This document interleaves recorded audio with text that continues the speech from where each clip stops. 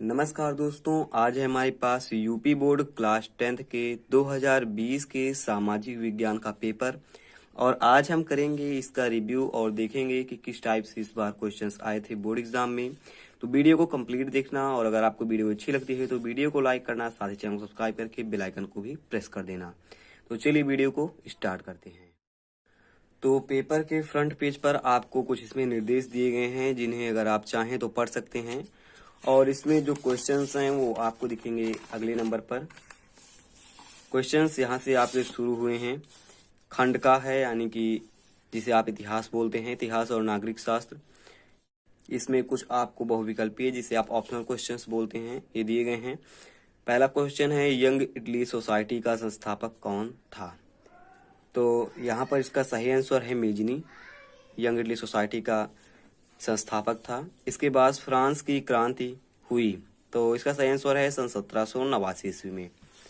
फिर भारतीय राष्ट्रीय कांग्रेस की स्थापना हुई, इसका सही आंसर है सन 1885 ईस्वी में, और इसके संस्थापक A.O. ह्यूम जी थे। फिर next, Bahujan Samaj party BSP के संस्थापक थे, इसका सही आंसर है कांसी राम जी।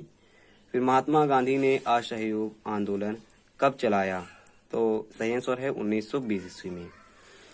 और नेक्स्ट, छठवां क्वेश्चन, भारतीय संविधान की 8वीं अनुसूची में कितनी भाषाओं का समावेश है? तो आंसर है 22।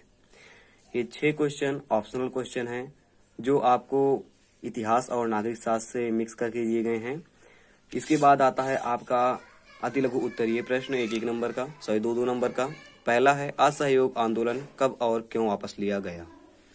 इसके बाद 8वां क्वेश्चन है, समवर्ती सूची के 4 विषयों का उल्लेख कीजिए। फिर 9वां, वियना कांग्रेस का सम्मेलन कब और कहाँ हुआ?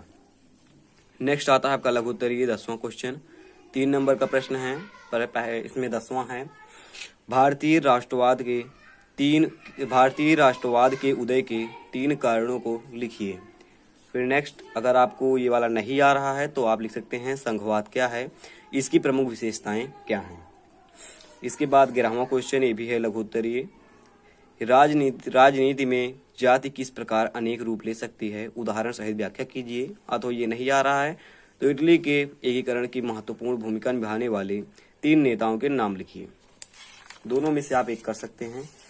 फिर नेक्स्ट देखते हैं दीर्घ उत्तरीय 6 नंबर क्वेश्चन, लोकतंत्र किस तरह उत्तरदायी, जिम्मेवार और वैध सरकार का गठन करता है, व्याख्या कीजिए।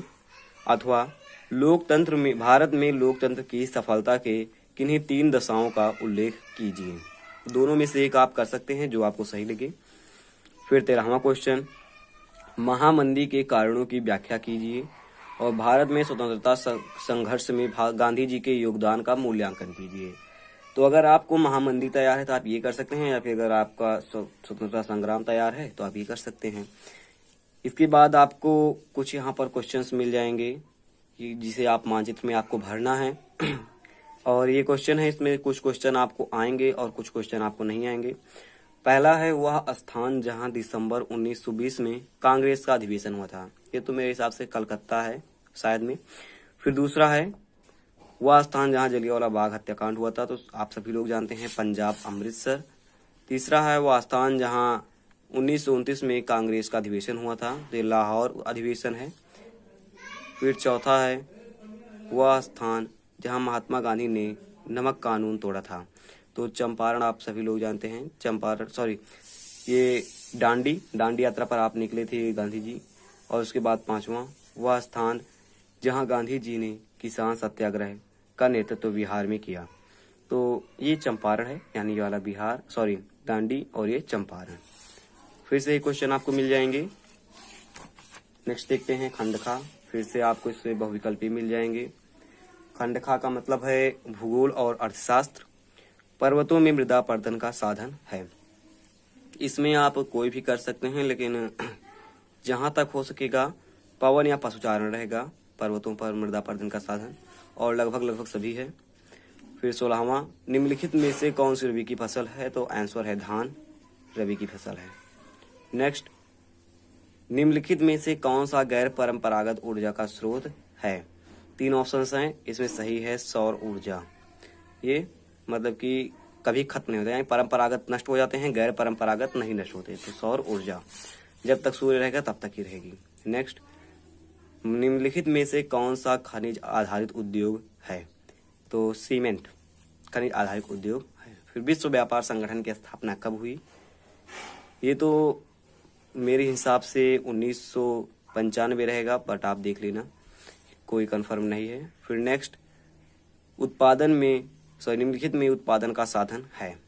तो पूंजी उत्पादन का साधन है, बिना पूंजी के आप कोई भी उत्पादन नहीं कर सकते हैं। फिर अति लघु उत्तरीय प्रश्न, कोडरमा किस राज्य में स्थित है या किस खनिज से संबंधित है? फिर 22वां, स्वयं सहायता समूह किसे कहते हैं? फिर 23वां क्वेश्चन, शायद 2-2 नंबर एक क्वेश्चन है, 3-4 लाइन आपको इसमें लिखनी पड़ेगी। संगठित क्षेत्र को परिभाषित कीजिए। फिर नेक्स्ट 24वां, जैव विविधता क्या है? मानव जीवन में इसकी महत्ता का वर्णन कीजिए। फिर अथवा अगर आपको जैव विविधता नहीं आता तो खनिज संरक्षण की आवश्यकता पर एक संक्षिप्त टिप्पणी लिख सकते हैं।